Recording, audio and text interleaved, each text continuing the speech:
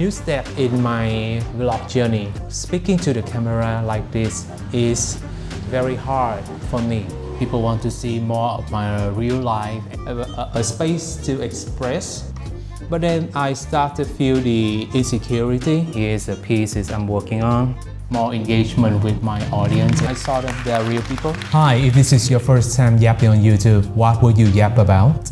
I'm Yu, an artist and a photographer. And this is what I will yap about when I first yap.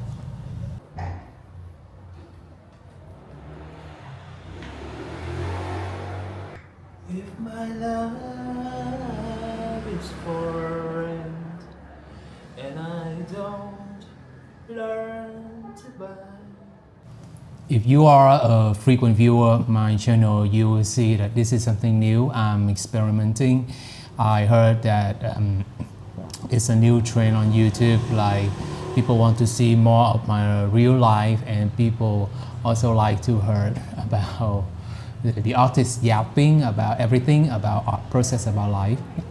But yeah, if you are a new audience, hi again, I'm Yu. I often make videos about art exhibition. Sometimes I share my reviews about art books, my favorite art books. And other times I will do videos about my artworks, specifically the process of my art making. But today I decided to do yapping video to have more engagement with my audience and also to improve my YouTube channel. Here I am in the living room of my house, and you see I'm in the middle of a mess.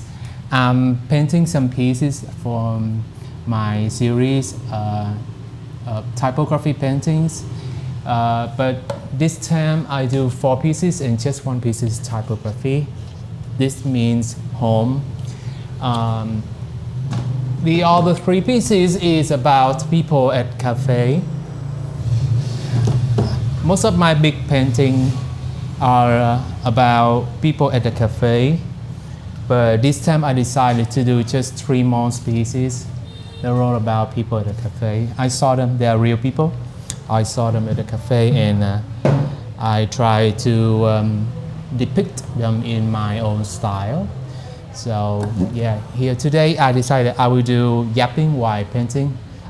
This is my first time, so I don't really know how to do it. Usually when I paint, I'm very quiet. I just sit and listen to music, but even recently I don't listen to music much. I just play video on my TV, maybe YouTube or something. It's strong wind. Now for the YouTube, I have to turn off the volume because of the copyright issue. So yeah, let's start it. First, this type of video is actually I have always wanted to do for a very long time, but I didn't know how to do it and where to do it and when should I do it. But if I procrastinated too much, I will never do it. So now I just started, and you know, I'm a millennial, so I have done blogging for a very long time, since the old time of like Yahoo 360. At that time I had WordPress, MySpace. In Vietnam we didn't really use MySpace, but I tried it. Blogspot by Google. I tried a lot of things. At that time it was all about writing, and I wrote a lot and I got quite good attention. At that time I expressed very much. I was in university, and like to me it was kind of a diary. And my blog was very dramatic because I wrote about people in uni. I wrote about the drama I had in school. So let's say I was more successful online than now. Now, like, I grew up a bit, and I express less. Most of the things I post on social media now is about my work. I just share some drama in my life on just a story, something short. So let's see, what should I say next? And yeah, and so I want to say, like, to me the social network was at first it was a very good place a space to express, and it was healthy. In general, it was healthy. But then things changed after. I think everything's changed since the birth of Facebook. We start to have Facebook and Instagram, and what should I say? Yeah, and Instagram, and things changed. At first, I still share a lot on both Facebook and Instagram. Most on Facebook. Instagram was kind of boring to me at first, but then I start to feel the insecurity, and also now, the older I get, the busier I am with work. I mean work in general, like the pet work and also my personal work. So I find that I have a lot of things to do more than just express myself online. And I also learned a few lessons from my mistake when I express too much online. So that's why I do less blogging online. And then about vlogging, I mean like video blogging. I had my this YouTube account I had like many years ago, since like let's say 20 years ago. And if you scroll down on my playlist, you will see some old videos of mine since my university time.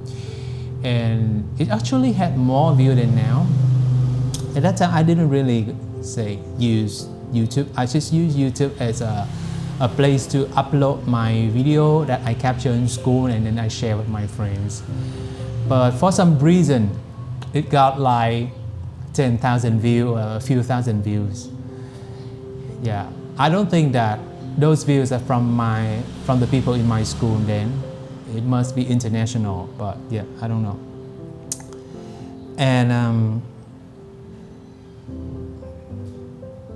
even when the YouTube start to pay user for the content, I didn't even care at that time. Like, yeah, boring. Like I know I'm not an artist. I'm not gonna be famous or whatever.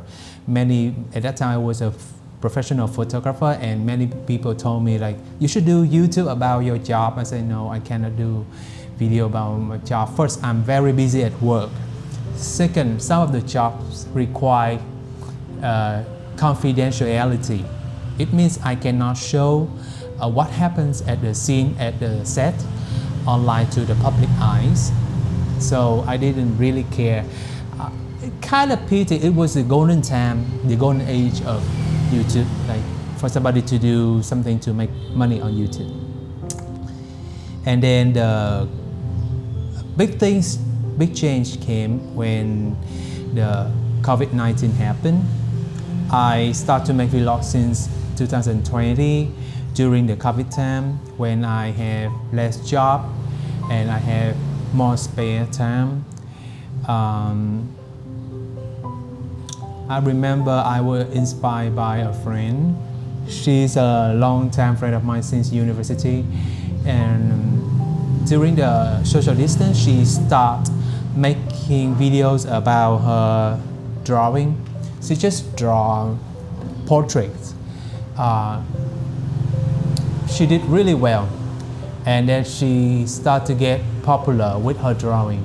She's actually a professional graphic designer. She's a very good graphic designer, she do that, and she did that seriously. Like she choose the content to do, and she also researched SEO and research digital marketing, like how to boost her channel. And she was successful in building the channel.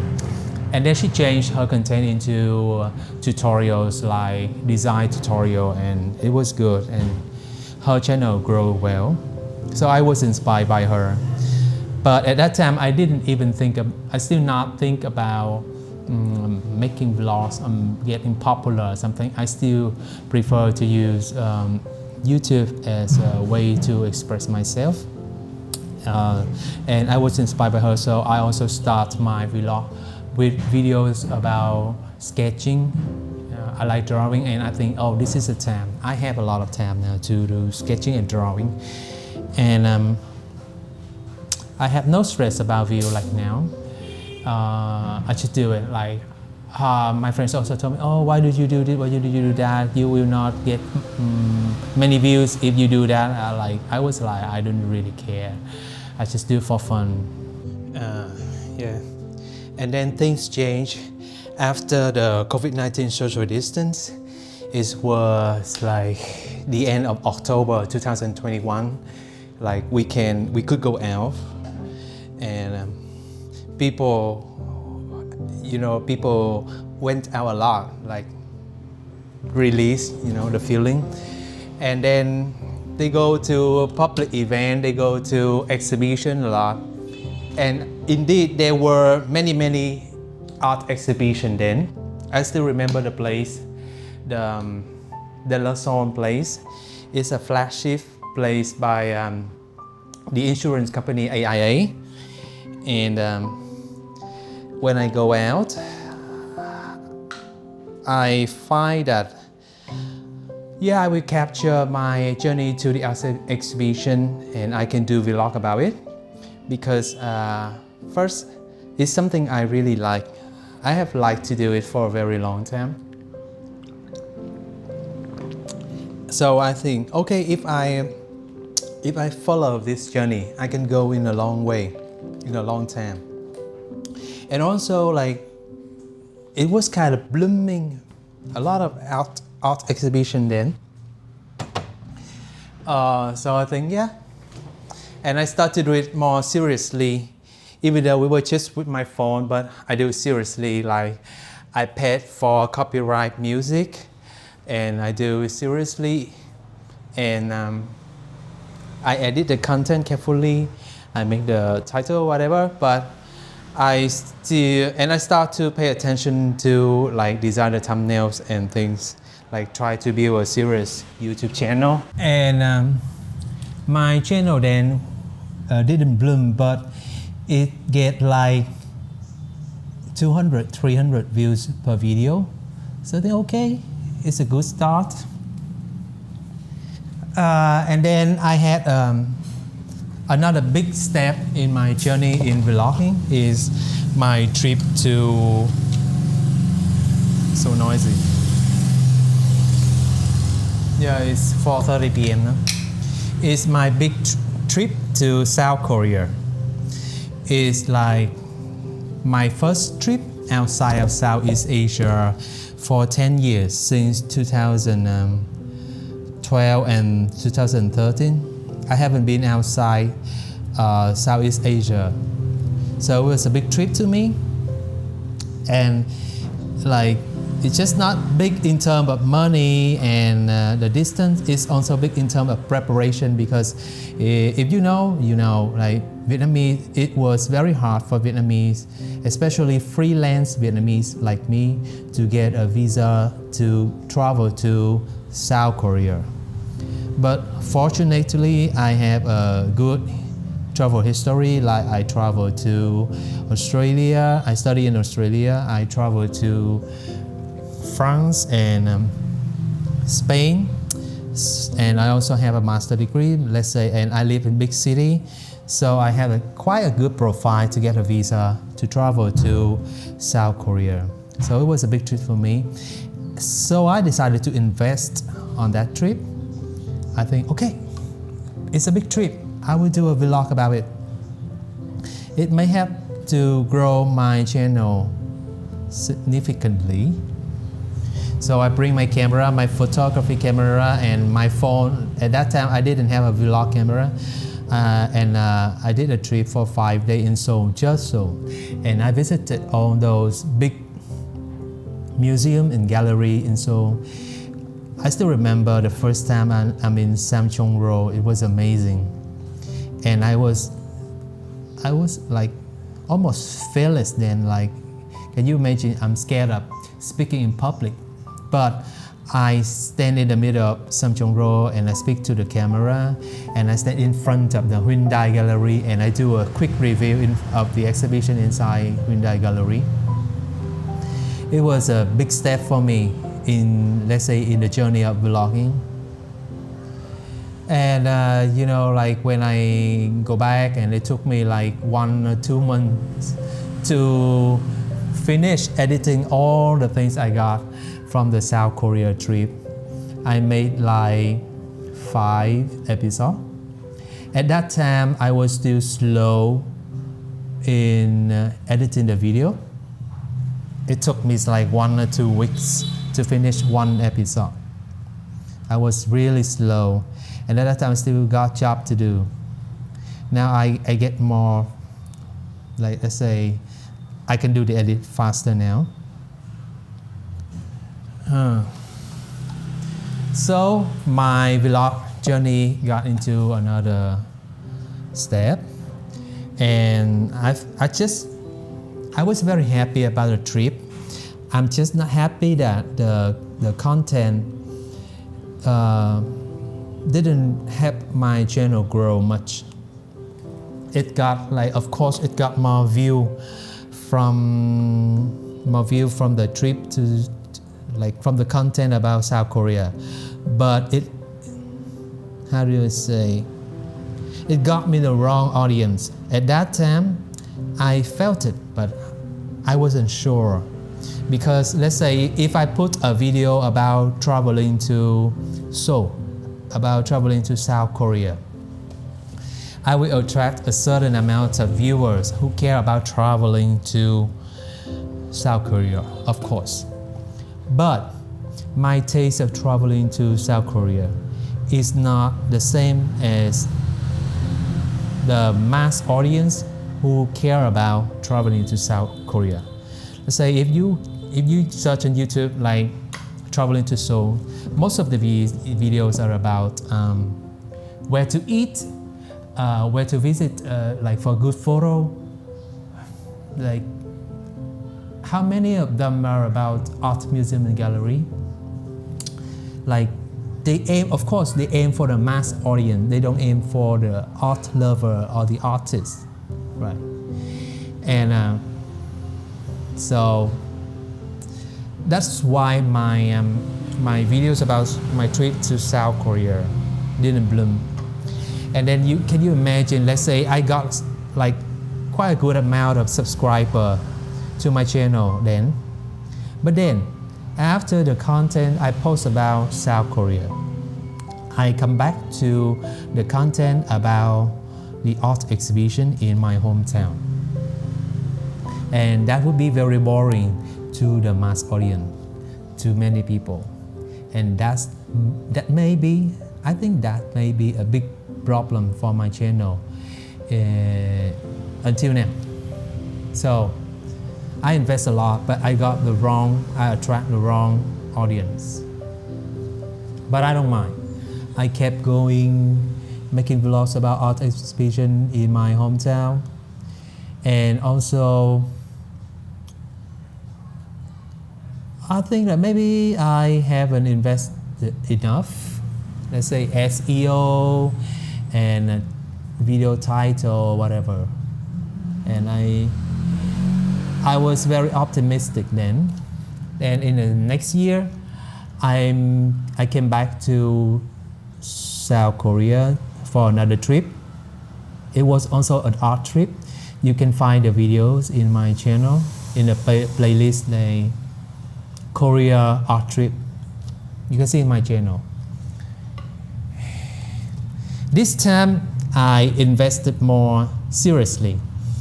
I bought a vlog camera, which is the DJI Pocket 3, and also the one that I am using to make this video. My second trip to South Korea also failed in terms of building a vlog channel. But in terms of an art lover, for myself, in terms of the hobby, I was very happy about it. This time I went to Busan, and then I came back to Seoul to explore both old and new art places. Yeah, it was good for me, but again, the contents are not very attractive, I think. I spent a lot of money on that, gosh. And after my second trial on art travel vlog, I accept the fate that it's very hard to get popular on YouTube. It's very hard. My second trip to South Korea was in 2024, and in 2026, it's been 2 years. And I'm still making vlog about art exhibition. I even made trip to Bangkok. Yeah, Bangkok is cheaper than Seoul. And also it has been long. I haven't been back then. I have Thai friend there to visit. I also make art vlog about places in Bangkok. And I still vlog, my channel still vlog. But I'm not the kind of person that give up that easily. I saw a lot of video on YouTube said, oh, keep doing, one day your channel will grow. But you know what? I suspected that is a lie. One day I found a channel by an artist. He's a true artist. And he has done vlog for 8 years. He done it seriously for 8 years. Seriously about art, not like the cheap content. He's a real artist. And yet his channel still flat. He just got like 200, 300 views for each video. He set and paint like this, but in plain air, outside. I mean outdoor, drawing the landscape in watercolor. He's really good. So I found his channel. I was like, okay, this content will never bloom. Artists can never get popular on YouTube if they do what they really do. Of course, I know the content that make an artist popular, let's say, introducing art supply, introducing art books quickly. Let's say in one episode, they can do like 3 or 4 art books. I watched all those videos and I told myself, I cannot do this. This is cheap. So I still do what I think that is right.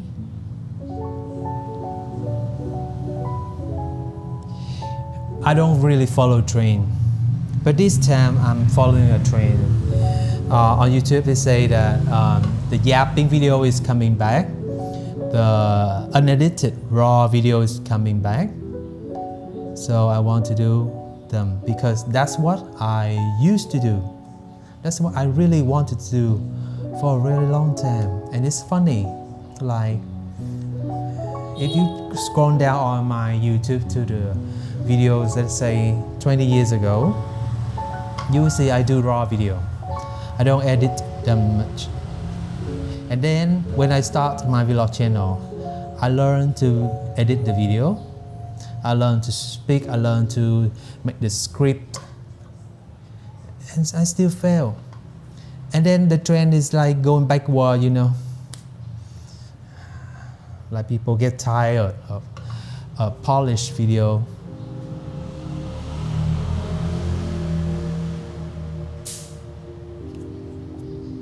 So let's try, because I'm bored anyway. I have nothing to lose. I do polished video and my channel still flop, and now I do let's say yapping video. So if my channel still flop, this video still flop, it's okay. I'm doing it for fun. The people around me don't watch my video anyway, so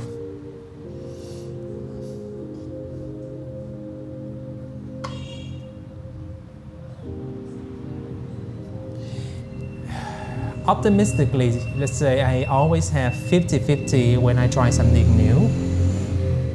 50% success, 50% failure. But in this situation, the failure is not too bad. I still have my content. For example, like I still rewatch my video when I travel to Seoul. And every time I watch them, I still feel happy. I still say, oh, that was the right thing to do.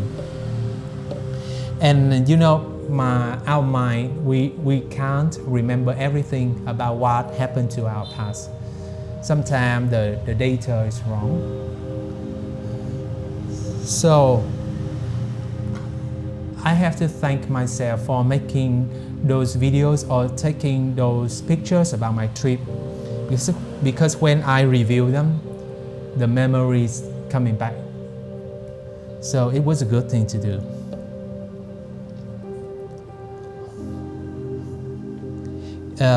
If you watch my channel, if you watch my old video, you see there was a period of time I just do quiet vlog, because I believe that I should not talk too much about art.